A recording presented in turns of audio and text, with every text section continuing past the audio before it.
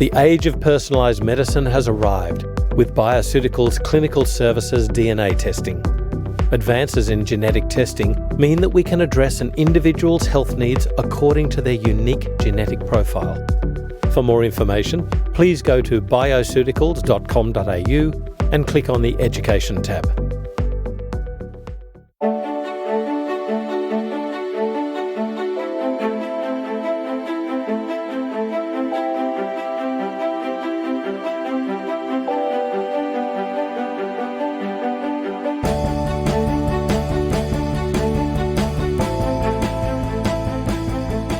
This is FX Medicine. I'm Andrew Whitfield Cook. Joining me on the line today, all the way from sunny Launceston in Tasmania, I say that with a wry smile, is Dr Gary Fettke, who's a Tasmanian orthopaedic surgeon with a long-standing interest in the preventative aspects of health outcomes, and particularly before surgery. He's always has been a loud advocate for public health and prevention.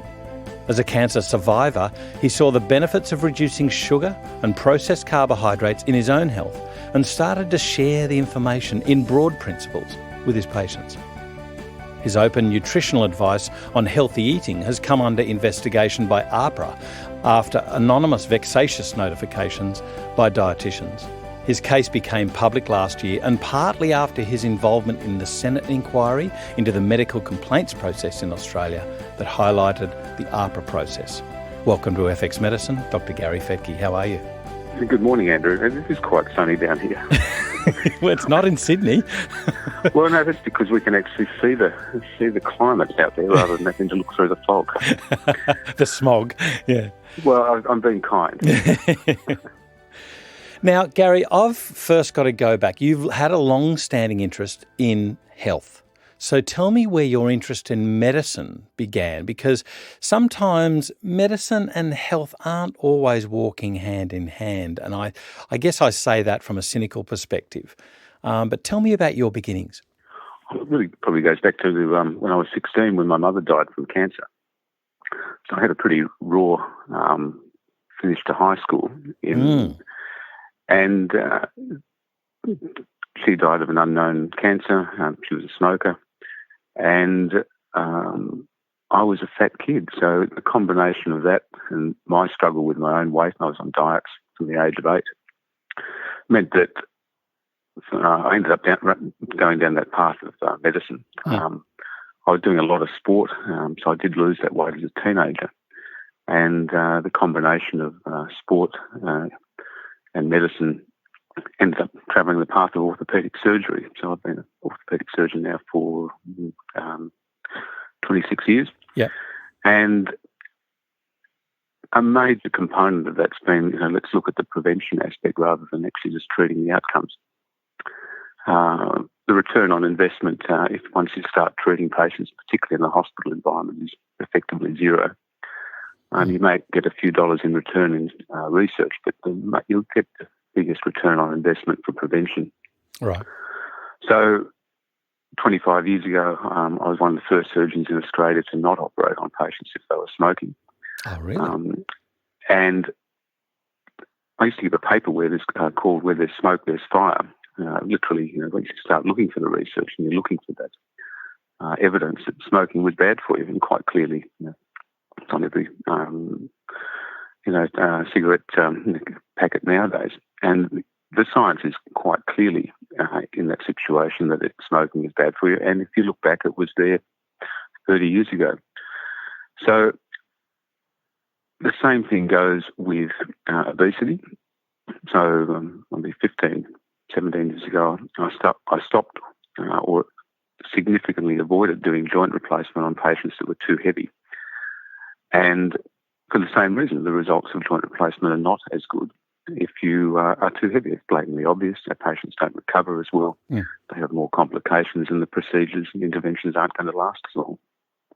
And I got challenged on that one as well, and as well as the smoking issue, and I've presented papers, again, all related to that.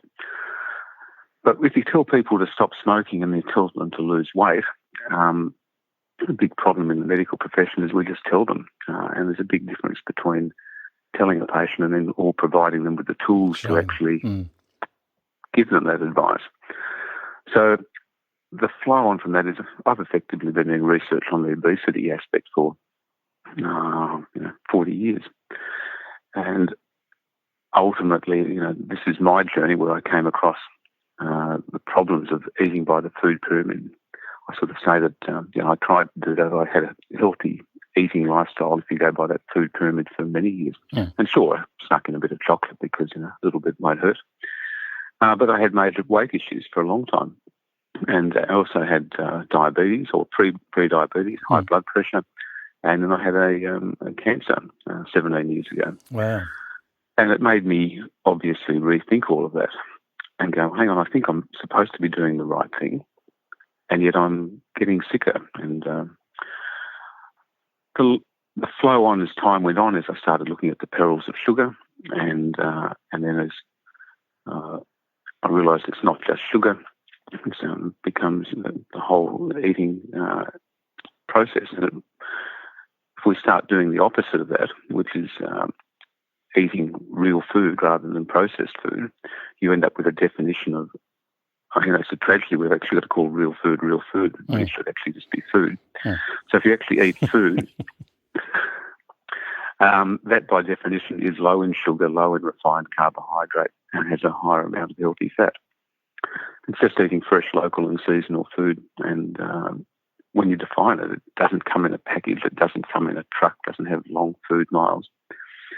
And I like Karen Zinn, comment from, her quote from, she's a dietitian in New Zealand, empty pantry, full fridge. So right. When you look at that definition of real food and you start looking at eating towards nutritional value rather than calories, surprise, surprise, the health improves. And I was my own N=1 experiment, extrapolated that across the family and then my surgical team, and they started seeing amazing results in everyone's health. I don't apologise to my surgical team because they've actually all improved in their health. And do they want an apology? Oh, yeah, they occasionally remind me that I've started them on that journey. Yeah. But we're a good team, and it's been the flow on from that is several years ago I started explaining to my patients that sugar in the amount that we're having is, dare I say the word, toxic. Mm. And that's when my problems, I suppose, started when I started creating waves in the hospital system of the hospital food, and I'll say it, I think as a concept, hospital food is crap and it's killing my patients. Mm. And I'll say that because the example of food that we give to patients in hospital is less than optimal. And I'm sure it doesn't kill them in hospital, well, not that I'm aware of, but over a long period of time it sets a poor example. And the major example I use here is that if you've got diabetes, the current hospital guidelines are that you're supposed to have 2 desserts per day. Yeah. And that's a New South Wales hospital food guideline policy, which has been duplicated around Australia and particularly in Tasmania. Wow. So if you think about it. Who sets that? No, that's the hospital food guidelines for patients. And you're supposed to have recommendations of 2 desserts per day plus biscuits for morning tea and afternoon tea, and 1 to 2 energy foods, which include muffins, potato chips, and energy bars. Wow. So I've pointed this out to the hospital system, the hospital food industry, and all I do is take the data and take the information from their guidelines. And quite clearly, if you've got an inability to handle sugar in your diet, which is what diabetes is, we shouldn't be encouraging patients in hospital to have significant amounts of it, which just push their blood glucose control way out and creates problems. So, unfortunately, I point out these blatantly obvious flaws in the system, and that's created waves. And in my situation, the hospital dietitians started reporting me to the medical board. But I can't believe that any dietitian would support those sort of guidelines. Indeed, I would have thought they would have been throwing their hands up in the air and tearing their hair out at those. I mean, I'm bamboozled by the acceptance of those. I do want to ask a question though about going back to your childhood, how did you lose the weight? Was it purely exercise? I had a shocking diet as a teenager. I had my 4 litres of ice cream per week. I was raiding everyone's fridges. I was completely carb loaded. And I had that growth spurt. I was exercising literally till the cows came home. Right. And, I was probably what they call the toffee towards the end of my teenage years, thin on the outside, fat on the inside. Right. Quite clearly I was metabolically inflamed. My wife, who still loves me, knew me back then, and oh, really? I had this beetroot face all the time. I was plethoric and running around, but that was in some respect somewhat crazy and uncontrolled days. Any of your listeners who had a parent die when you're a child or a teenager, you go through a fairly angry phase, and so part of that was my nutrition wasn't great, and my partying wasn't good either. But I was still a medical student. I've got to thank Belinda for getting me back on the straight and narrow when I was 18. Right. So not that I was, but they were just angry days. But along the way, you set up your eating habits for life in that time frame. And this is, I guess, what's happening. You can see it in Australia now with the kids coming through. 20%. What is it? 20% obese. And increasing. That's figure 50% overweight. Certainly, 40 to 50% now overweight. And there's a population. We've now got 2/3 of the population that are overweight or obese. So therefore, if you're normal weight, you're actually a minority group now. Wow. And that's it's an interesting way to start thinking about it. So if you hear normal weight people are getting almost discriminated against because you just, I hear about that in the schoolyards now, that the normal weight child is copping a bit of flack for being too skinny. Oh, really? Wow. Yeah, really. And that's, I've got colleagues, kids that have copped a bit of flack for that whole situation. Yeah.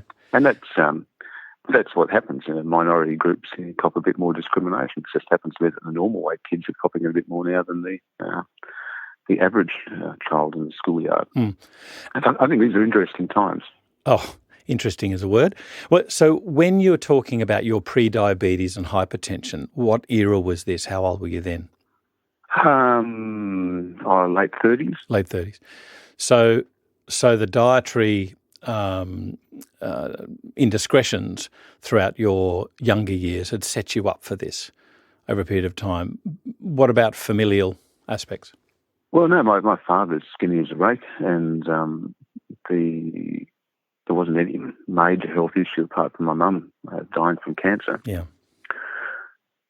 So the problem I sort of see here is that if our guidelines are flawed right at the beginning, then you have people who are actually trying to do the right thing, and yet they are going to struggle with their weight. I come back to the smoking issue. There's so much information out there nowadays about smoking and the perils of it that if you want to smoke now, then you've made a conscious decision to do so. If you want to eat well, then there's so much confusion out there that you're going to struggle to make that decision. I mean, there's no question that putting the right fuel in the car is going to make the car run more efficiently, but the question is, which fuel is it? And that's where all of this information, and I actually call it misinformation and at times disinformation, is creating problems for the community. And even if you go down the path, and this is part of an area I'm exploring at the moment, if you want to go down the path of eating well and getting good quality fresh produce into you, I'm actually looking at our nutrition of our soil, which is interesting because we've lost 30% of the organic matter in our topsoil in the last 10 years and 80% in the last 100 years, and that's where our nutrients come from out of the soil. So if you actually if you try and get, the nutrition of our soil is then reflected in the nutrition of our food, and then that's reflected in that nutrition and our health. And I think this is a major environmental disaster in the making, that we're actually losing the nutrients and the minerals out of our soil. So we're adding fertiliser to our agricultural land, and which is making things grow faster, but they're without the minerals in them. Yeah. Whole new area of exploration that we need to be considering if we're looking at longevity of our health. So it's not just, we've got a whole agricultural sector which is producing quantity of food but not actually looking as much at quality, and certainly not getting remunerated as much for it. Yeah, that's right. I was just exploring in another podcast recently that I think it's weird that it is accepted by every, let's call them authorities, but it's accepted by all the authorities that to improve the yield of animals, you need to feed them a certain supplementation program, if you like. For instance, dairy cows, they've got it fine-tuned. It's going to cost you between $9 and $11 a day per cow to actually give them this nutritional supplementation for an optimum yield of milk. We're talking about agricultural land for plants, and then it's very well accepted, for instance, that avocados need certain minerals to fruit. Australia being a very old continent, what I think is where the disparity comes in is it is not accepted that to get the maximum yield out of us for our productivity in 21st century, it is not accepted that we have the right foods and even judicial supplementation where required to keep us on the straight and narrow. There's this, as you say, it's not just misinformation, it's actually disinformation, which is a really interesting point. So who's running that? Is that industry? Is that our sweet spot that's such a researched area now to take advantage of, as Stephen Fry so eloquently put about his almost sexual interaction with, what was it, the cake mix that his mother used to make, and him licking the bowl. We're starting to pay the price for our manipulation of our agricultural practices. I think that's the summary of that. Yeah. As to where it stems from and where it goes, I'm fascinated as to why we've gotten ourselves into the predicament, and certainly, of our health practices, and excuse me, and where and why it's being defended as such. So I've given that some thought, because clearly I keep coming up against obstructions when I'm trying to talk about the current science and the current outcomes, and try and work out why it's being defended so strongly. And it's sort of a layered effect. And the first is that if you have generational education, then people come to believe things. So if you're being taught by your educators, and their educators have been taught by educators before that, and they've all taught the one thing, then all of a sudden you believe it. Yep. And so we talk about the low-fat, high-carb concept. That's been around for 40, 50 years. That's been the educational paradigm. And once you've educated that, you can't. It's very hard to get out of it. That becomes a doctrine. It becomes a religious belief in some respect. And then when that's challenged, you will defend that paradigm almost to the death. Mm. If you then challenge that, then that becomes a matter of major inconvenience. And as a society, as individuals, we like convenience. Changing things is inconvenient. And we're educated along the pathway what I call read, repeat, reward. So if you read something and you repeat it, then you're going to reward it, and it's not much trouble. So that's where a lot of our dietary guidelines have been sort of just keeping on. If you challenge that, then that becomes an inconvenient process. So if I read something and then I challenge it, I create consternation from those that I've challenged. Mm. And most people are, if you've got a belief and you develop that paradigm, then if someone challenges it, the very first thing you're going to do is defend it. I throw into that, then we've got a layer of bureaucracy. I don't know if you've heard of the Peter Principle. But the Peter Principle is that in society, and particularly bureaucracy, people rise to the level of incompetence. Right. And once you can't get promoted beyond that. And I realise this is a bit of a harsh comment, but as a society, we might have well-meaning people that move up there in these bureaucratic channels. But I honestly think it gets to a point where they get challenged and they can't. They'll defend the paradigm, and they're working at a level which is, at their capacity. And I'm quite forgiving about all this because otherwise you just get angry. And I sort of, well, hang on, why are you defending this situation when I'm trying to actually be constructive and give you current evidence? And this isn't just at a dietary aspect, it's also in my situation, I think, at a medical board level, that they can only act upon information they're given. And that information, if it's come from biased and vested interests, then they'll act upon it without actually, because it's more convenient to act upon the evidence that's given to you. Oh, absolutely. Rather than it is to say, okay, the evidence given to me is, may in fact be wrong. So then to digress, that's what's happened, I think, in the medical board situation. I've tried pointing out to them that the information being supplied to them, whether or not it's from dietitians or from members of the food industry, is completely biased. And it should be, accepted as biased and then, as a result, pretty well thrown out. That's largely fallen on deaf ears, but within the medical board. But the Senate inquiry has seen that there's been problems in the evidence submitted. I didn't mean to become a test case for looking into this jurisdiction in Australia, but as a result of my case was used because it's almost Monty Python-esque. Yeah. Here's a surgeon trying to advise his patients to lose weight and eat healthy. And yet it's not quite in line with the dietary guidelines and certainly not the hospital food guidelines, which as I stated earlier, are crazy. And yet I've ended up in that situation of supposedly being silenced. But talking about things in general terms today is clearly not giving individual nutritional advice. So, that's why we're talking in generalisations. But when we're seeing the undoing of these guidelines, even from very well-run research like the Sydney Diet Heart Study, showing us that there was really no benefit from these polyunsaturated or high intake of polyunsaturated oils from plant sources. When you're getting this sort of research coming through, and it's research, and even when it's home turf stuff, and we know that our dietary guidelines are failing us, surely it's kind of like if your car's not stopping, you should really check the brakes. Why is there this resistance to saying, hey guys, we need to go back and look at something because something's gone wrong, something's broken? Well, there's people and institutions that have based their careers on this. And it's a big, big ask to admit that you're wrong.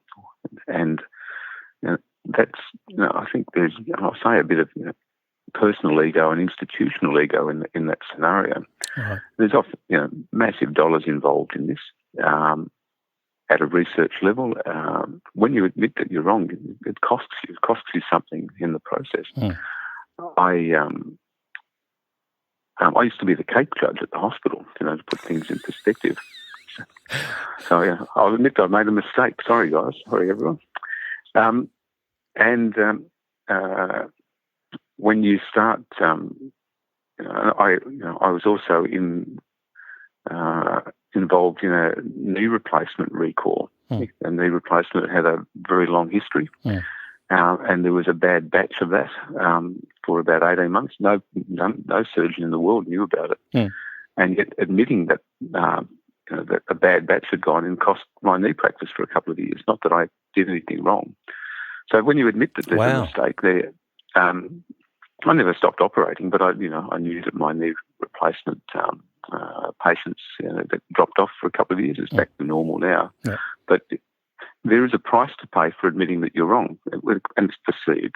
But here, this would involve a major backdown from the Dietitians Association of Australia, from Heart Foundation, Diabetes Australia, to actually admit that they've been not giving the ideal advice. Now, that also involves the Cancer Council, Menzies Institute, and these are major institutions in our society that would actually have to admit that actually we've been giving the wrong advice. But that's my criticism of them, that man up, say that there are other options and choices available for people. And saying that they are dangerous is, I think, now negligent. So that's where part of it I get myself into trouble, is I'm pointing out to these institutions that they can do better by providing up-to-date and appropriate advice. And low-carb healthy fat in diabetes clearly has the role to improve outcome. And the complications of diabetes are completely avoidable, preventable and avoidable, with a lower carbohydrate lifestyle. And to say otherwise from institutions is just frankly wrong. And I think as time goes on, they're exposing themselves to a potential class action. LCHF gets called a fad diet. I've got to completely agree. It is a fad diet. It's food against diabetes. And that's just to throw them straight back at the situation. And as you said, the Sydney Heart Study, that is research which has been reviewed, the original data, and then seen to be flawed in follow-up. I have major concerns with nutritional, I'll put it in inverted commas, research, because I think it's been completely prone to bias for decades, and which really means a bit of an unravelling of the scientific method. I think you know the scientific method, which is you come up with you come up with an observation. You make an observation, and you come up with a hypothesis. You test it, you retest it, and then if you think there's an outcome there, you will then implement it. But every single layer of science and research in nutrition is prone to bias. There's the bias of the initial investigator. You come along with the concept, so you want to try and, you've made an observation which is biased by your environment in the first place. Then there's design bias in the way you set the trial up. There's funding bias of who's effectively funding that process. Then there's observer bias, where the people involved in the trial, it's very hard to double-blind the situation, particularly in nutrition. It's pretty hard to convince patients they're actually eating something when they're not. And then you end up with editorial bias once the paper is presented to different journals, because one journal will accept it, and there's many journals which, in the nutrition field, which are funded by the food industry themselves, and therefore they will publish articles which are obviously pro their situation. And now I'll open up that story down the track, because that's a whole new story we're about to release some information on. Right. And then you've got readership bias, because if I'm not interested in that topic, I'm not going to read it. So and therefore, if I'm doing researching some other topic, I'll probably ignore LCHF if it's not actually interesting. It's not in my in my radar field. So, as a result of nutritional science and research, I'm just, looking back, I struggle to make any interpretation of it, and therefore, most of the work that I've been doing is looking at it from a biochemical aspect, going back to the cellular level, going back to the chemistry of fructose and glucose and the polyunsaturated oils, and because what we ate 10, 20, 30 years ago is just prone to error. And yet people, and our guidelines are just driven by this sort of information which has been collated in a biased fashion, with lobby groups having major input into it. Is one of the great problems with our current dietary guidelines, would you agree that one of them is that they don't incorporate our level of convenience in our current lifestyle, that everything must be convenience? I won't ride to the shop or walk to the shop or run to the shop. I'll take the car, even though it's, 500, 800 metres away. I'll do the shop at the supermarket, but I'll park as close as I can so that I can walk the trolley there. And it's the great challenge is to try and get the closest car park. It's our mindset. Everything is based on convenience. We have computers running our lives now, so our virtual world is within a box that we're looking at. The other thing where I want to go, though, is part of it, even if we do want to try and eat healthy, even if we want to eat, let's say, more salmon, I'd love to find a salmon 50, 80 years ago that ate soy. So are we sort of our own enemy in that we want to do these things that are supposedly good for us, the intake of fish, the intake of fish oil, even supplements, and then we actually create a strain on the natural resource that provides that? So is it really that man's the problem, I guess? Like how do you address this sort of stuff? Oh, you moved to Tasmania, but we don't want too many of you Sydney-siders coming down here. But, quite seriously on that note, I'm completely with you. I mean, we used to live in Sydney. And so I actually say people exist on the mainland and we live in Tasmania. It sounds Tassie pride now. I actually think that we have gone over the edge of the cliff as lemmings.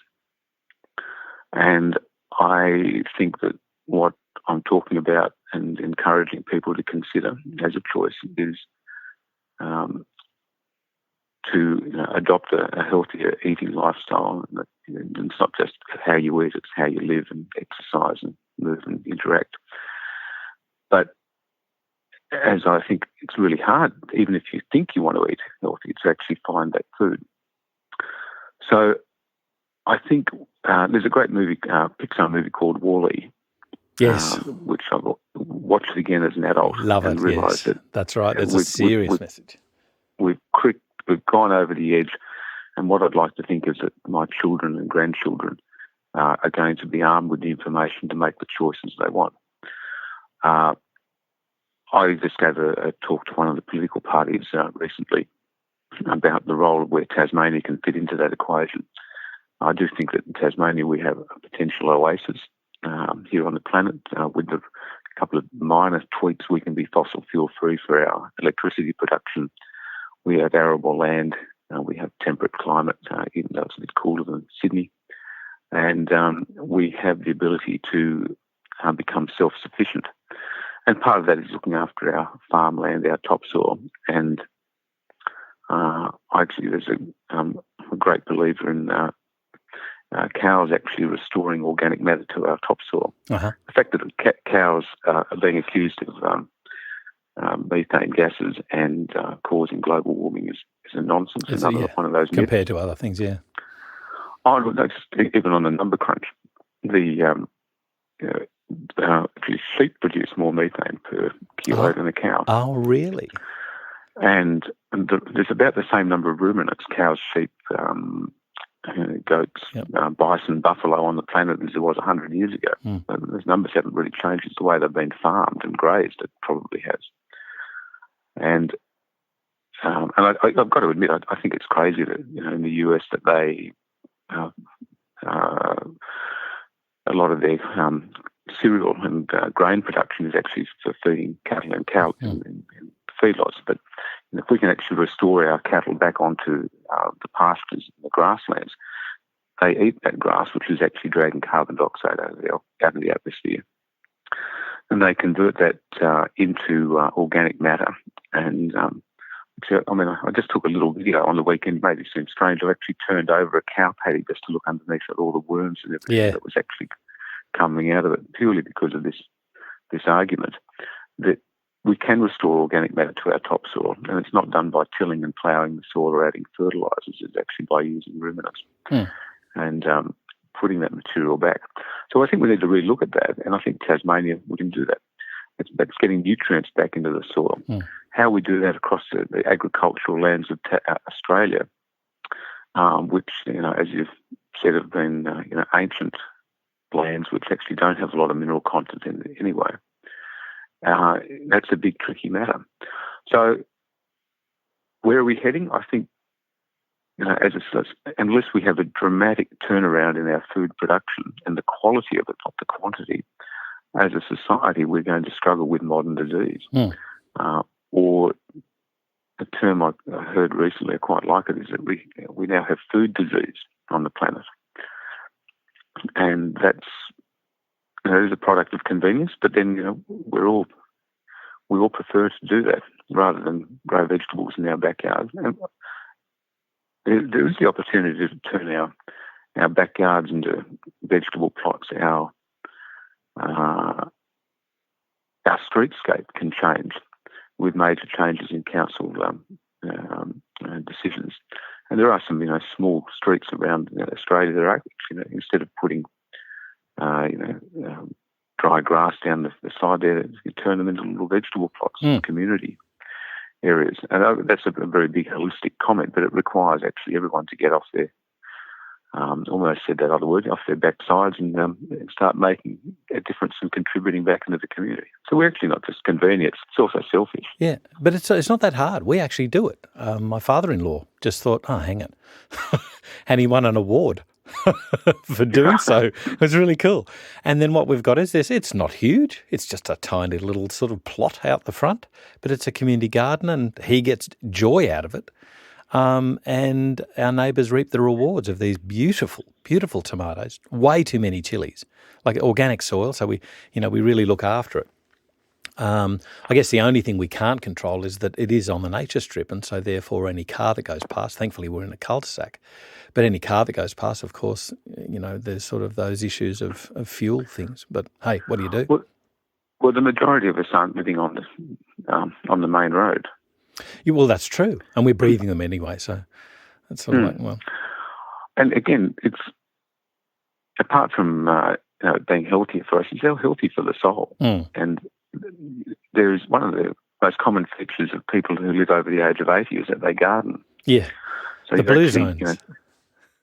Blue zones is another whole topic. Yeah.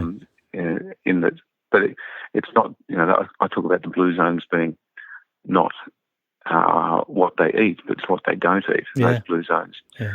Avoid sugar, processed carbohydrates, and the polyunsaturated oils. But most, as importantly, they have a deep spiritual connection as well. Yeah. Community spirit. And they move. They don't necessarily exercise, but they move.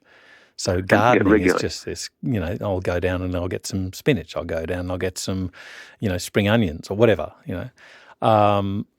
Just that movement, just that tending of the garden tends the soul as well. Gary, I do want to go back to it was something that you mentioned before about this status quo. I'm pretty sure it was Einstein who actually said it, but there's this quote, great spirits have always encountered violent opposition from mediocre minds. Now, every great surgeon, the Charlie Teos of the world, they get lambasted. Semmelweis, lambasted, and yet eventually it becomes, that's common practice. Folic acid, lambasted. It took a generation of orthodox GPs to lobby the government with regards to lead levels in mines like Mount Isa. And they were, basically thrown out for a whole generation until it happened. And then it was like, oh, yes, we know about that.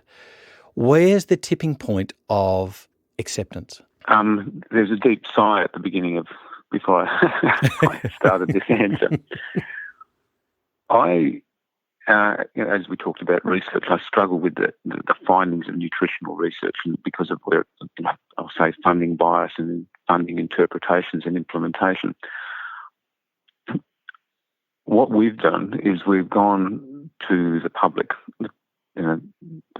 The public are not stupid. They know that walking down the street, you can observe around you that current food guidelines don't work and the advice we're doing as a society doesn't work. So rather than waiting for governments to change their decisions and advice because they're under the influence of lobbyists, I'm openly cynical, and rather than waiting for the health education to change, because again, textbooks have been largely written by food industry and the ongoing education of doctors is largely from the pharmaceutical industry. But again, with major dollars involved in that, I think the answer to this equation is in the public. And social media plays a major role in that. Yeah. In that, on social media, like my auntie went low carb, healthy fat, and she lost a heap of weight, felt better, and came off all these medications and reversed her diabetes. That is a far more powerful message within a small, that family unit than people talking about what happened in some double-blind, poorly controlled study funded by industry. Yeah. So if we talk about that, I actually think the answer going forward is actually the public, because the multiple N=1 studies are out there of this person does that and they improve and they improve and they improve. Now, there's a thing called, you talked about what the tipping point is, and there's a ecological term called committed sardines. I don't know if you've heard about that. No.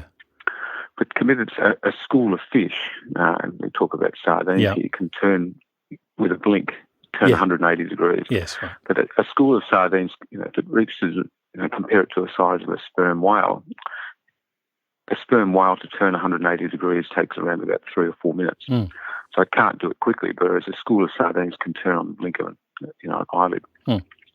And the number that are required to turn that school of sardines has been researched, and it's about 3%. It's not 30%, it's not 40%, it's not 50%, it's not a majority. It's an idea. 3% can turn the concept around, because at any point in time in a school of sardines, there's some fish on the outside that are swimming in the opposite direction, a bit more alert to danger. And once you're alerted a certain number, then you can turn the whole lot. And I think that myself, others, you guys, we're all part of that group of committed sardines, early adopters, and as a result of that, making a difference because of multiple N=1 studies. I know a couple of guys who are podcasting, and their aim is for each person to raise the awareness with 2 others. And if you keep doing that, the multiplication effect of that is,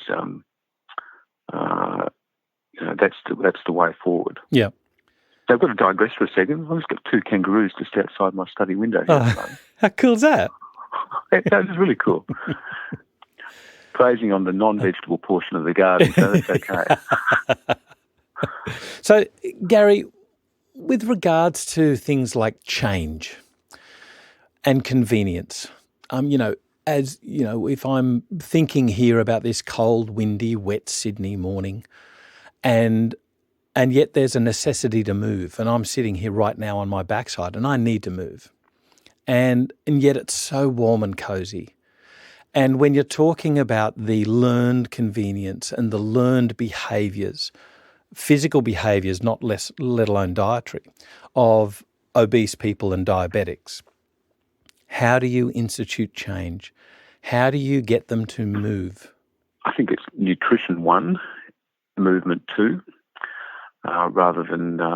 I think this is a flow-on from the 1977 Life Per Unit campaign, that we've started convincing ourselves, everyone who's overweight, the norm, get up and move campaign, it's primarily a movement issue.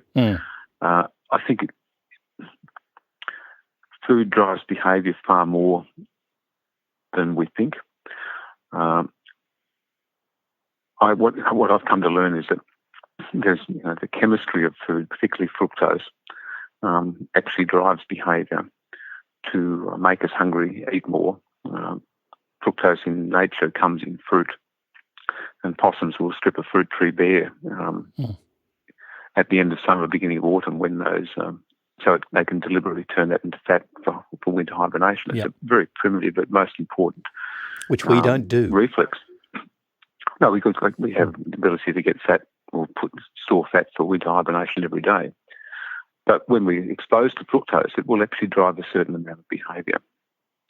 Again, the survival instinct, just as much as we need water. And then you're actually distracted by the market, and the marketing of food is such that it's full of bright colours and it's telling you terms like natural and it's good for you and healthy. So, when in fact anything in a packet probably isn't. So you're distracted by the market, and then you've got the cultural issues, and we talk about going to a party or going to a celebration, or we've got morning tea and afternoon tea. It's not so it's a break. It's actually always associated with food. Yeah. So it's very, very hard for people to actually change all of that when you've got so many distractions around it. Where does movement come into that? Well, I think that's number 2, and that requires this thing called motivation. And a lot of my patients have arthritis and can't actually move as much as they'd like to. So I focus on what they can do, which is, focus on what you're putting in your mouth, start making conscious decisions. I'm a bit more of I'm moved away from the 30 minutes a day of aerobic exercise to core exercises and high intensity work. Yeah. But that may be my own personal bias because I don't have a lot of time in life, so I'll do that for a few minutes a day rather than being able to find the time to get half an hour. So this is the HIIT training, high intensity. Yes. I do that, but again, that's not for everyone. But again, it's a matter of keeping moving as much as you can, and it does require motivation. But to try and do all of this by yourself is very hard. Belinda came up with a term that most people require SAM when they're addressing all of this lifestyle stuff. And SAM stands for support, accountability, and motivation. So when you're actually trying to embark on a change in health, change in weight, getting diabetes under control, it's very hard to try and do it by yourself because of the distracting things around you, how food drives behaviour, the environment, and the market. So one of the things we encourage people is to not do it alone. Drag the rest of your family in, and you do it as a family. Do it with the support of friends, and that comes back to the community. And it's much easier to do low carb, healthy fat now than it was 5 years ago. Or even when I started talking about sugar several years ago, I thought I'd lost the plot. But now, if you sort of say, "Look, I've cut back on sugar," you're not ostracised. No, that's right. So again, the only way that's occurred is actually because of community message, social media, because you don't really see governments spending a lot of money saying, here's give up sugar, or leading by introducing a sugar tax, because again that's it's bad dollars for government to be discouraging the sugar industry. So I think it comes back to support, accountability, motivation, and as a community we're doing that now better than we were before. And there's a growing awareness of that we're doing something wrong and that we can do better. In fact, I use that hashtag "we can do better" and hashtag "we can't wait." One last question: when we're talking about low carb, healthy fat diets, we're talking about changing our types of nutritional intakes. Can you still have too much of a good thing? Like, you talk about fructose being the driver of hunger, but once hunger is set in, it's a hard thing to change. So even when you try to start eating salads, they're not eating a little bowl, they're eating a massive bowl. And then they're saying, I still need more, so I'm going to eat not one chicken leg or something, I'm going to eat the chicken, So what do you find are the best ways to change the volume of intake? Education. Number one, I use a fist size as an example. I say to people, if you've got a fist-sized amount on your plate of nutrient-dense food, that's all you need. It's hard early on to actually make those changes. And I'm moving towards this concept of eating nutrient value rather than quantity. Right. And if you find the nutrients, then you'll in fact find the satiety. You'll feel full. Right.